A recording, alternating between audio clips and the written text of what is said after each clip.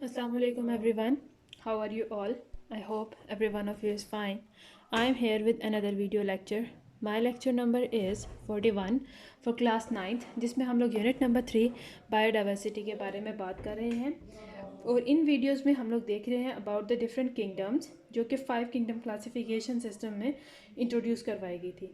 5 kingdom classification system की हम लोग हिस्ट्री स्टडी कर चुके हैं कि किस तरह से शुरू से साइंटिस्ट की ये कोशिश थी कि ऑर्गेनिजम्स को ग्रुपिंग कर दी जाए किसी करेक्टरिस्टिक को ऐसा बेस बना के जो कि सक्सेसफुल रहे तमाम ऑर्गेनिजम्स को ग्रुप्स के अंदर डिवाइड करने के लिए। तो यहाँ पे मुख्तलिफ करेक्टरिस्टिक्स जैसे कि mode of nutrition, level of cellular organisation और जेनेटिक्स के हिसाब से ऑर्गेनिजम्स को 5 किंगडम्स के अंदर डिवाइड किया गया था, जिसे हम लोग 5 किंगडम क्लासिफिकेशन सिस्टम कहते हैं। 5 किंगडम क्लासिफिकेशन सिस्टम के हिसाब से ऑर्गेनिजम्स को टोटली 5 किंगडम्स में डिवाइड किया गया था। 2000 मोनरा, protista, fungi, Plantae and animalia. और अब हम लोग पहले अपने प्रीवियस वीडियो लेक्चर में मैं आपको किंगडम मोनरा और किंगडम प्रोटिस्टा के बारे में काफ़ी डिटेल में एक्सप्लेन कर चुकी हूँ। आज का जो हमारा लेक्चर है that is on the kingdom fungi. Kingdom fungi क्या है, इसके अंदर किस तरह के ऑर्गेनिजम्स इंक्लूड हैं, वाई इसके अंदर ऐसे कौन सी करेक्टरिस्टिक्स हैं जो कि किंगडम प्रोटिस्टा, किंगडम मोनरा के अंदर प्रेजेंट नहीं थी। तो किंगडम फंजाई की अगर हम लोग बात करते हैं तो यहाँ पे हमें देखने को मिलते हैं वो ऑर्गेनिजम्स जो कि सबसे पहले तो यूकैरियोटिक हैं, या कि उनके सेल्स जो हैं वो यूकैरियोट्स हैं। सेकेंडली ये मल्टी सेलुलर हैं, the fungi are always multi cellular. उसके अलावा दे आर हीट्रोट्रॉफ्स, यानी कि they can not prepare their own foods, they need other organisms to get their food and they are absorptive in nature. अब heterotrophic का भी हमने देखा था कि मुख्तलिफ हो सकते हैं ऑर्गेनिज्म। वो ऑर्गेनिजम्स भी हैं जो इंजेस्टिव हैं, यानी कि खुराक को अपने अंदर इंजेस्ट करते हैं, और वो ऑर्गेनिज्म भी हैं जो कि एब्जॉर्प्टिव हैं। तो किंगडम फंजाई के अंदर वो ऑर्गेनिजम्स जो कि हीटोट्रॉफ्स हैं और एब्जॉर्प्टिव इन नेचर हैं, यानी कि एब्जॉर्ब करने वाले हैं अपने इर्द गिर्द मौजूद खुराक को थ्रू देयर सेल वॉल, तो इनको हम लोग कहते हैं कि they have absorptive nutritional mode. Example हमारे पास सिंपल सी है, जो मशरूम्स हैं, there are the kind of they are included in the kingdom fungi, they are the kind of fungus. इनके अंदर ये हीटोट्रॉफ्स हैं, यानी अपना खुराक खुद प्रिपेयर नहीं कर सकते। एब्जॉर्प्टिव मोड ऑफ न्यूट्रिशन इनके अंदर पाया जाता है, यानी कि अपने इर्द गिर्द से अपने न्यूट्रिशन को जो रिक्वायर्ड न्यूट्रिशन है उनको एब्जॉर्ब करते हैं अपने अंदर। बहुत सारे फंजाई ऐसे भी हैं जो कि डीकम्पोजर्स होते हैं। बहुत सारे ऐसे हैं जो कि हीटरोट्रॉफ्स हैं और एब्जॉर्प्टिव इन नेचर हैं, जबकि ऐसे भी हैं जो कि डीकम्पोजर्स हैं। अब डीकम्पोजर्स क्या हैं, ये वो ऑर्गेनिजम्स हैं that decompose the dead body. Decompose का मतलब है कि ये डेड बॉडीज़ के जो बड़े बड़े पार्ट्स हैं उनको स्मॉल पार्ट्स में ब्रेक डाउन करते हैं, अपने रिक्वायर्ड न्यूट्रिएंट्स को हासिल करते हैं और बकाया जो न्यूट्रिएंट्स हैं उनको इन्वायरमेंट के अंदर रिलीज़ कर देते हैं।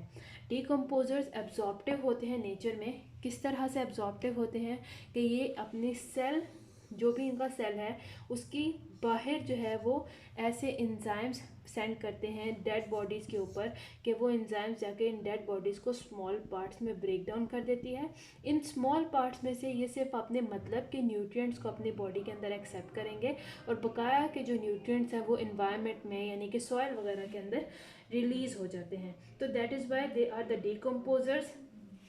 और ये एब्जॉर्प्टिव इन नेचर है, यानी कि अपनी बॉडी के अंदर इंजेक्शन नहीं करते हैं। अगर इंजेक्शन करनी होती तो ये पूरी उस डेड बॉडी के पार्ट को अपने अंदर ले जाके वहाँ पे जाके इसकी डाइजेशन करते, पर यहाँ पे एब्जॉर्प्टिव इन नेचर का मतलब है कि बॉडी के बाहर ही, सेल के बाहर ही डाइजेशन होगी इस डेड बॉडी की। डाइजेशन के बाद जो रिक्वायर्ड मटेरियल होगा जस्ट वही मटेरियल बॉडी के अंदर जाएगा, उसको एब्जॉर्ब किया जाएगा, और जो नॉन रिक्वायर्ड मटेरियल होगा यानी वो मटेरियल जो इनके काम का नहीं है उसको बाहर इन्वायरमेंट में ही रहने दिया जाएगा।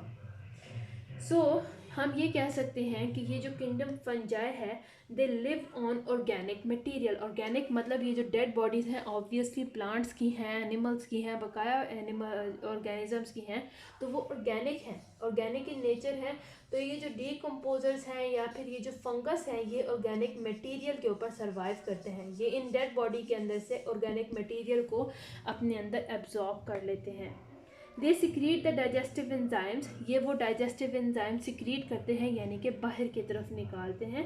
और तुम जो सिक्रीशन के बाद डाइजेशन होगी इस डेड बॉडी की, ये डेड बॉडी स्मॉल पार्ट्स में ब्रेक डाउन हो जाएगी और किंगडम फंजाई के जो ऑर्गेनिजम्स हैं वो इन स्मॉल ऑर्गेनिक मॉलिक्यूल्स को अपने अंदर अब्जॉर्ब कर लेंगे।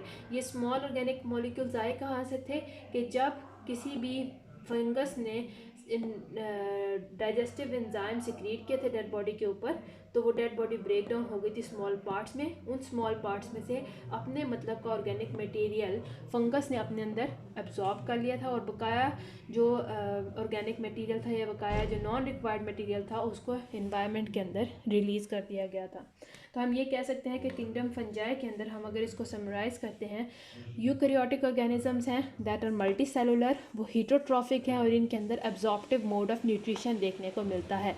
इसके अलावा इन 4 कैरेक्टरिस्टिक्स के अलावा एक और इम्पॉर्टेंट कैरेक्टरिस्टिक है कि these organisms are decomposers in nature, यानी कि ये जो अर्थ की सरफेस के ऊपर डेड ऑर्गेनिजम्स या डेड बॉडीज़ प्रेजेंट हैं उनको ब्रेक डाउन करते हैं और उनके अंदर से अपनी खुराक को हासिल करते हैं। तो this was all about the kingdom fungi. इसके बाद हम लोग चलते हैं अपनी नेक्स्ट किंगडम के ऊपर, that is the 4th kingdom जिसे हम लोग किंगडम प्लांटे के नाम से जानते हैं।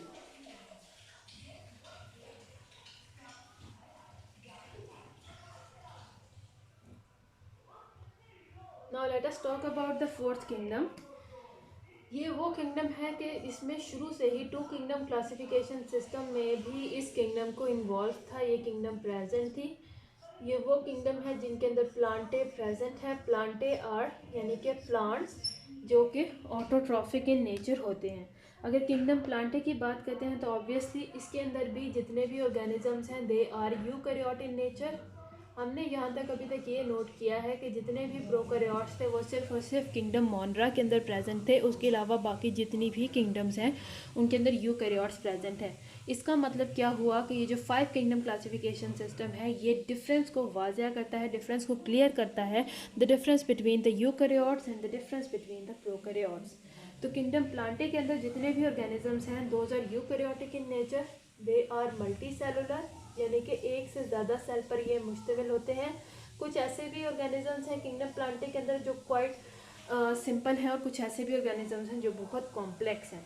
उसके अलावा they are autotrophic in nature यानी कि they can prepare their own food through the process of photosynthesis. ये अपनी खुराक खुद से प्रिपेयर करते हैं, इन ऑर्गेनिक रॉ मटेरियल को अपने इन्वायरमेंट में से अब्जॉर्ब करते हैं सनलाइट की मदद से, उन इनऑर्गेनिक रॉ मटेरियल की मदद से, कार्बन डाइऑक्साइड की मदद से अपनी खुराक को खुद प्रोड्यूस करते हैं, अपनी बॉडी के अंदर एनर्जी को स्टोर करते हैं।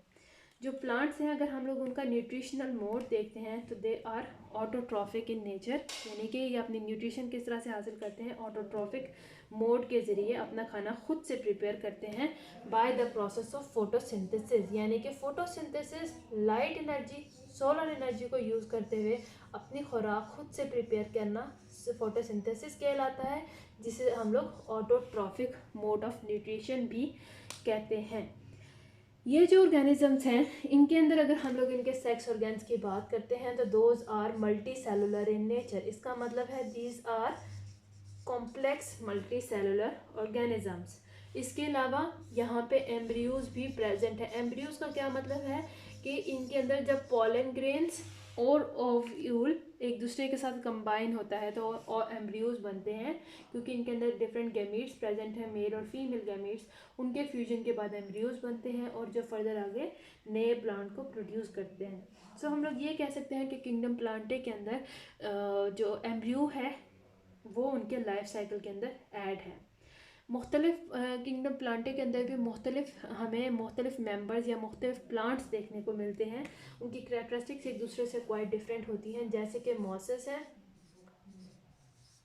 फर्न्स हैं और उसके अलावा फ्लावरिंग प्लांट्स हैं।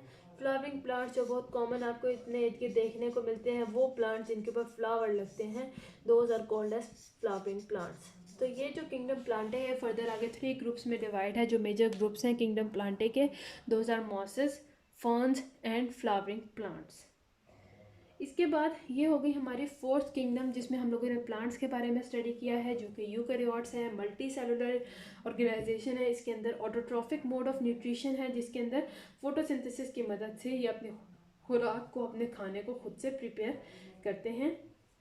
इनकी लाइफ साइकिल के अंदर एम्ब्रियोज प्रेजेंट हैं, क्योंकि इनके जो सेक्स ऑर्गन्स हैं वो मल्टी सेलुलर हैं। इनके अंदर गैमीट्स, मेल और फीमेल गैमीट्स पाए जाते हैं, जिनके फ्यूजन से एम्ब्रियोज बनता है और नया प्लांट पैदा होता है। जो किंगडम प्लांट है वो फर्दर आगे 3 ग्रुप्स में डिवाइडेड है, मॉसेस, फर्न्स और फ्लावरिंग प्लांट्स के। इसके बाद हम लोग चलते हैं अपने फिफ्थ किंगडम के ऊपर, that is kingdom animalia.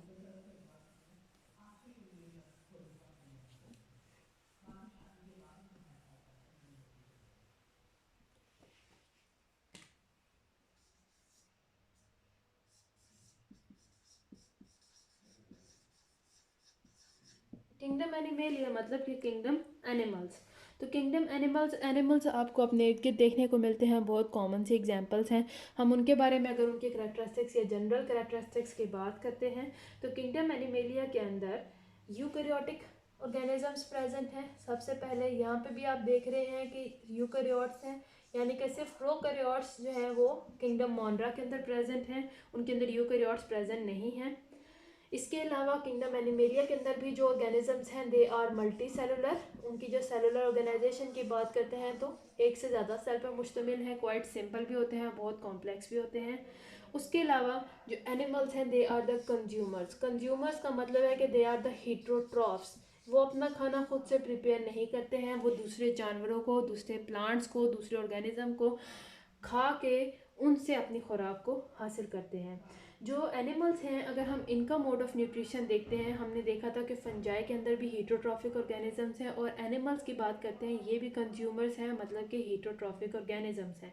But fungi की करैक्टरिस्टिक क्या थी कि वो एब्जॉर्प्टिव इन नेचर थे, यानी कि वो अपने सेल से बाहर की तरफ डाइजेस्टिव एंजाइम्स को सिक्रीट करते थे, और डाइजेस्टिव एंजाइम सेल से बाहर ही पूरा डाइजेशन का प्रोसेस करती थी, कॉम्प्लेक्स बॉडीज़ को ब्रेक डाउन करती थी स्मॉल ऑर्गेनिक मॉलिक्यूल्स के अंदर, और सेल्स जो हैं सिर्फ अपने रिक्वायर्ड ऑर्गेनिक मॉलिक्यूल्स को अपने अंदर एब्जॉर्ब करते थे। जबकि अगर एनिमल्स की बात करते हैं, किंगडम एनिमेलिया के अंदर जो लिविंग ऑर्गेनिजम्स पाए जाते हैं वो कंज्यूमर्स हैं, यानी कि दे आर हीट्रोट्रॉफिक इन नेचर। वो अपना खुराक किस तरह से हासिल करते हैं, बाय इंजेस्टिंग द फूड। वो अपने फूड को अपनी बॉडी के अंदर इंजेस्ट करते हैं। उनकी बॉडी के अंदर जो उनका डाइजेस्टिव ट्रैक्ट है, उस डाइजेस्टिव ट्रैक्ट के अंदर ही एंजाइम रिलीज होंगे जो बॉडी के अंदर ही मौजूद होगा। उसके अंदर ही जो रिक्वायर्ड मटेरियल्स होंगे वो बॉडी अपने अंदर एब्जॉर्ब कर लेगी, और जो नॉन रिक्वायर्ड मटेरियल होगा, जिसे हम वेस्ट मटेरियल भी कहेंगे, वो बॉडी से बाहर निकल जाता है। So this is the ingesting mode of nutrition.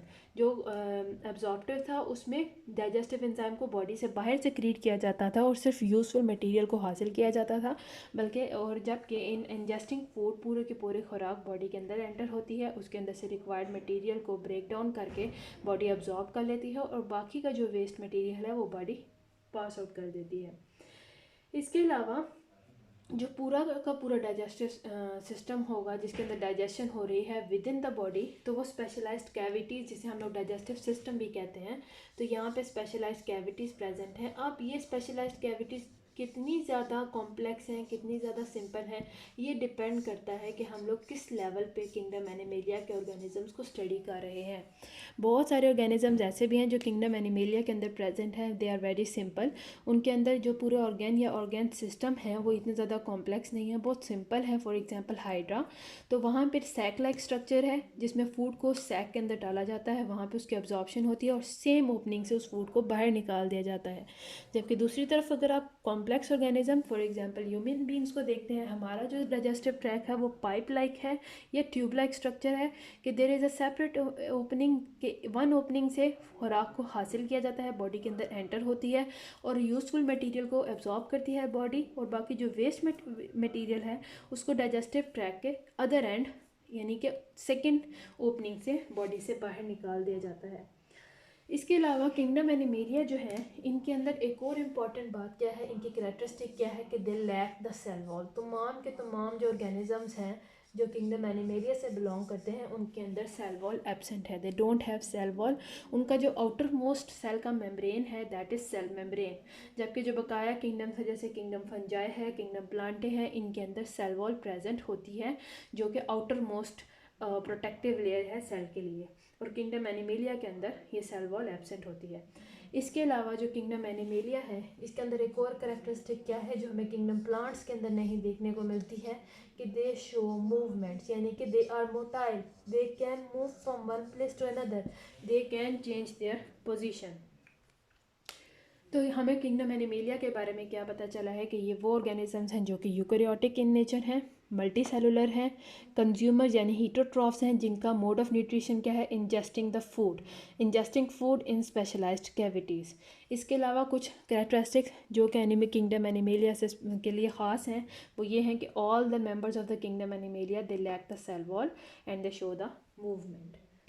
जो बायोलॉजिस्ट हैं दे बिलीव के जो किंगडम प्रोटिस्टा है that evolve from kingdom Monera and then the kingdom Protista it gave rise to the other 3 eukaryotic organisms. जैसा कि हम लोगों ने किंगडम प्रोटिस्टा के बारे में जब स्टडी कर रहे थे तो हमने देखा था कि किंगडम प्रोटिस्टा के अंदर हम लोग मोस्टली ऑर्गेनिजम्स को 3 ग्रुप्स के अंदर डिवाइड कर रहे थे। कौन से थे organisms? Plant like organism, animal like organism और फंगस लाइक ऑर्गेनिज्म यानी फंजाई लाइक ऑर्गेनिज्म। तो ये कैरेक्टरिस्टिक्स को देखते हुए जो साइंटिस्ट हैं उनका ख्याल है कि किंगडम मोनरा जो है that is the oldest kingdom, क्योंकि इसके अंदर प्रोकैरियोट्स प्रेजेंट हैं तो ये सबसे एंशियंट या ओल्डेस्ट किंगडम है। इसके अंदर जितने भी ऑर्गेनिजम्स हैं वो एंशियंट हैं, ओल्डेस्ट है। तो किंगडम मोनरा जो कि प्रोकैरियोट्स पर मुश्तमिल है दैट इज़ द ओल्डेस्ट, ये ancient one. Kingdom मोनरा after through evolution it gave rise to kingdom protista। अब यहाँ पे जब किंगडम मोनरा से किंगडम प्रोटिस्टा में आए थे तो आपने एक बात माइंड में रखनी है कि किंगडम मोनरा में कौन से ऑर्गेनिजम्स थे? Those were prokaryotes in nature, यानी कि ओल्डन ऑर्गेनिजम्स थे। फिर एवोल्यूशन का पूरा प्रोसेस होता रहा, यहाँ पर ऑर्गेनिज्म किस में चेंज हो गए थे? यूकेरियोट्स में, और इसके बाद जितने भी आगे ऑर्गेनिजम्स थे वो यूकेरियोट्स ही प्रेजेंट थे। अब साइंटिस्ट का ख्याल क्या है कि वो कहते हैं कि किंगडम प्रोटिस्टा आगे फर्दर 3 हिस्सों में डिवाइडेड है। अगर आप आज के दौर में भी किंगडम प्रोटिस्टा को देखते हैं तो वो प्रूव करती है कि किंगडम प्रोटिस्टा से ही अब आगे के तीनों किंगडम इवॉल्व हुई थी, क्योंकि किंगडम प्रोटिस्टा के अंदर बहुत सारे ऑर्गेनिजम्स हैं जो कि एनिमेलिया किंगडम एनिमेलिया के एनिमल्स के जैसे हैं। तो वो ऑर्गेनिज्म ने एवोल्यूशन करके किंगडम एनिमेलिया को बनाया था, यानी कि उन एनिमल से किंगडम एनिमेलिया के ऑर्गेनिज्म जो थे वो इवॉल्व हुए थे। इसी तरह हमने देखा कि किंगडम प्रोटिस्टा के बहुत सारे ऑर्गेनिजम्स हैं जो कि प्लांट लाइक हैं। तो वो जो ऑर्गेनिजम्स हैं वो ये प्रूव देते हैं कि किंगडम प्लांटे के जो ऑर्गेनिज्म हैं वो इवॉल्व हुए हैं किंगडम प्रोटिस्टा से। सिमिलरली किंगडम प्रोटिस्टा के बहुत सारे ऑर्गेनिजम्स हैं जो फंजाई लाइक हैं और वो हमें प्रूफ देती हैं, जो साइंटिस्ट सोचते हैं कि बहुत सारे किंगडम फंजाई के जो ऑर्गेनिज्म हैं वो किंगडम प्रोटिस्टा से इवॉल्व हुए हैं। सो यहाँ पे इनकी इनको इस तरह से स्टडी किया जाता है कि साइंटिस्ट का मानना है कि किंगडम मोनरा सबसे एंशियंट थे जो कि प्रोकैरियोटिक इन नेचर थे, यानी ओल्डेस्ट सेल इनके अंदर पाए जाते हैं। किंगडम मोनरा से एवोल्यूशन हुई थाउजेंड ऑफ ईयर्स के बाद किंगडम प्रोटिस्टा बने जिसके अंदर यूकेरियोट्स हैं, और इसके बाद फर्दर किंगडम प्रोटिस्टा से आगे जितने भी ऑर्गेनिजम्स बने थे वो सारे के सारे यूकेरियोटिक इन नेचर थे, चाहे आप इसमें किंगडम प्लांट्स देखते हैं, किंगडम एनिमल्स देखते हैं या फिर किंगडम फंजाई देखते हैं। तो ये था मेरा आज का लेक्चर जिसमें हम लोगों ने वाइंड अप किया है about all the kingdoms, the 5 kingdoms जो हम लोग 5 किंगडम क्लासिफिकेशन सिस्टम में स्टडी कर रहे हैं। उम्मीद है आपको इन सब चीज़ों की समझ आई हो। अगर यहाँ तक कोई भी प्रॉब्लम है तो we can discuss through the comment section. I am here to help you out and see you soon in my next video. Till then अल्लाह हाफिज़।